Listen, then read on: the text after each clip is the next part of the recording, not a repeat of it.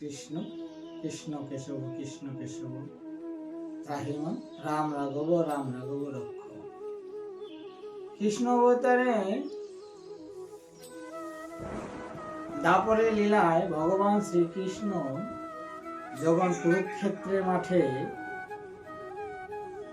সমস্ত ন্যায় এবং অন্যায়ের প্রতিবাদ করার জন্য প্রভু ন্যায়ের পক্ষ নিলেন।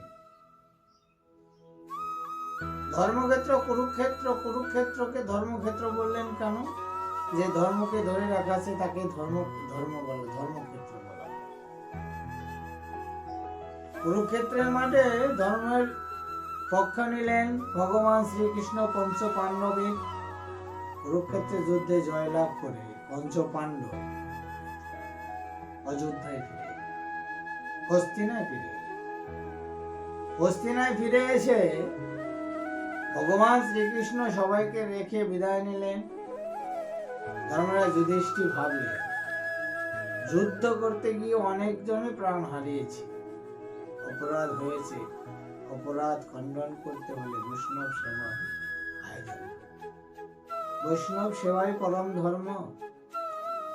সমস্ত অপরাধ খণ্ডনের জন্য বৈষ্ণব সেবার আয়োজন করলেন ধর্মরাজ যুধিষ্ঠির। ধর্মরাজ যুধিষ্ঠির 1 মাসে ব্রত শুরু করলেন। হস্তিনার যত নগরবাসী ছিল সবাইকে নিমন্ত্রণ করে প্রত্যেক দিন সেবার আয়োজন করে সেবা। গুরুদেব ধর্মরাজ যুধিষ্ঠির গুরুদেব উপনীত হলেন। ধর্মরাজ যুধিষ্ঠিরকে জিজ্ঞাসা করছে, যুধিষ্ঠির তুমি কিসের আয়োজন করেছো? বলছো গুরুদেব বৈষ্ণব সেবার আয়োজন করেছি। বৈষ্ণব সেবায় পাপ খণ্ডন হয়, তাই বৈষ্ণব সেবা দিতে চাই। বাহ, তাহলে এটা জানতে আমরা সারাটা বছর গোবিন্দের কৃপায় সংসার পরিচালনা করছি, গোবিন্দ দিচ্ছে বলে আমরা পাচ্ছি, এই ভাবনাটা আমাদের মধ্যে কেন হয় না? ও আমি পারি বলে। যখন বিনাশ ঘটে তখন গোবিন্দকে ডাকি, যখন সুখে থাকি তখন গোবিন্দকে ভুলে যাই। বর্ষ শেষে ফসল ঘরে উঠে গোবিন্দের কথা আর মনে থাকে না। হ্যাঁ, তাই এই সংসারটা কুরুক্ষেত্র। যে অন্যায় করবে তার সাজা গোবিন্দ দেবে। শুধু তাই নয়, আমরা চোখের সামনে দেখতে পাচ্ছি অন্যায়কারী কেমন ভাবে সাজা পাচ্ছে, তবু আমাদের শিক্ষা হচ্ছে না, তবু আমরা বুঝতে পারছি না, বুঝছি না যে সবই তার ইচ্ছা। আমার কর্মটা যদি অকর্ম হয়, গোবিন্দ তার জন্য রেডি রেখে দেয় সাজার জন্য, সাজাটা পায়। কিন্তু মনে রাখে, যারা মনে রাখে গোবিন্দ তাদের সুখেই রাখে। আজকে ধর্মরাজ যুধিষ্ঠির মনে রেখেছে আমার গোবিন্দ দেওয়ার কথা যে বৈষ্ণব সেবাই পাপ খণ্ডন হয়, তাই বৈষ্ণব সেবার আয়োজন করেছিল। গুরুদেব ধর্মরাজ যুধিষ্ঠির হাতটি ধরে বৈষ্ণব সেবা যেখানে দিয়েছে সেখানে দর্শন করতে গেলেন। যেখানে দর্শন করতে গিয়ে ধর্মরাজ যুধিষ্ঠিরকে জিজ্ঞাসা করছে, কোথায় তোমার বৈষ্ণবের সেবা করছে? ধর্মরাজ যুধিষ্ঠির কি দর্শন করলেন? যে যাদের আমি সেবা দিচ্ছি তারা একজনও মানুষ নয়। তারা কি দেখলেন? শকুন, শিয়াল, কুকুর, বিড়াল ইত্যাদি সমস্ত প্রাণী ওখানে সেবা করছে। ধর্মরাজ যুধিষ্ঠির মনে মনে ভাবলেন, আমি কি ভুল দেখলাম না স্বপ্ন দেখলাম? তখন গুরুদেব হাত ছেড়ে দিয়েছে, এটা পরীক্ষা করালেন। বৈষ্ণব দ্বারে এসে অনেক ভাগ্যের ফলে বৈষ্ণব পাওয়া সহজে কি মেলে? বৈষ্ণব সেবা দিতে হলে বৈষ্ণবের দ্বারে দিতে হবে।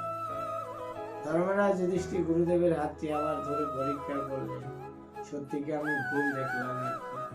আবার যখন হাতটি স্পর্শ করে দেখলে সত্যি আগে যা দেখছিলাম তাই দেখছি।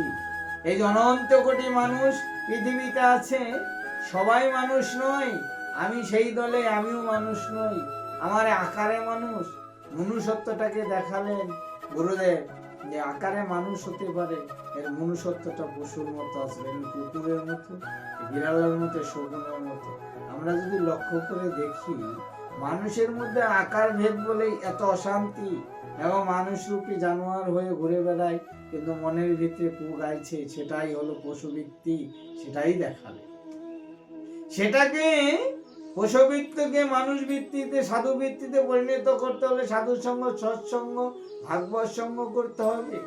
কোটি জনম যদি করো নাম সংকীর্তন হবে না, কিন্তু সাধুর সঙ্গ করতে করতে সাধুর পরশে যেদিন কৃপা হবে, সেদিন তোমার পশুত্ব বিনাশ ঘটে মানুষে পরিণত হবে। আজকে তাই দেখালেন। ধর্মরাজ যুধিষ্ঠির গুরুদেবকে বললেন, গুরুদেব তাহলে বৈষ্ণব, বলছে বৈষ্ণব যদি সেবা দিতে হয় রহিদাসের কাছে যাও, রহিদাসকে ডেকে এনে বৈষ্ণব সেবা দাও, তিনি পরম বৈষ্ণব।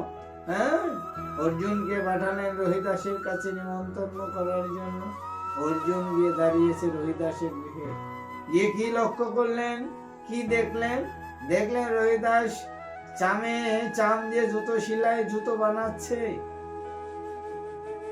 অর্জুন মনে মনে ভাবলো, এ পরম বৈষ্ণব, যে চামের কাজ করে, চামড়া দিয়ে জুতো বানায়, সে আবার পরম বৈষ্ণব। এটা মনে মনে ভাবলেন।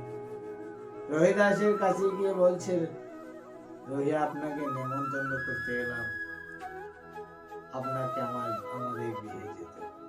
রহিদাস বলছে, তুমি কে? বলছে, আমি অর্জুন। রহিদাস অর্জুনকে পেয়ে অর্জুনকে বলছে, এসো অর্জুন, তোমার সঙ্গে আলিঙ্গন করি। অর্জুন বলছে, কেন? বলছে, তুমি আমার গোবিন্দের সঙ্গে সঙ্গ করেছো, তোমাকে স্পর্শ করলে আমার গোবিন্দ স্পর্শ করা হয়ে গেল। তুমি পরম ভাগ্যবান, তোমার সঙ্গে আমার গোবিন্দ ছিল, তোমার রথের সারথি হয়ে আমার গোবিন্দ রথ পরিচালনা করেছে। হ্যাঁ, তাই নিজেরা যদি আত্মসমর্পণ করে গোবিন্দর কাছে নিজেকে অর্পণ করা যায়, গোবিন্দ নিজের রথের সারথি বৈকুণ্ঠে পাঠায়। জয় জয়।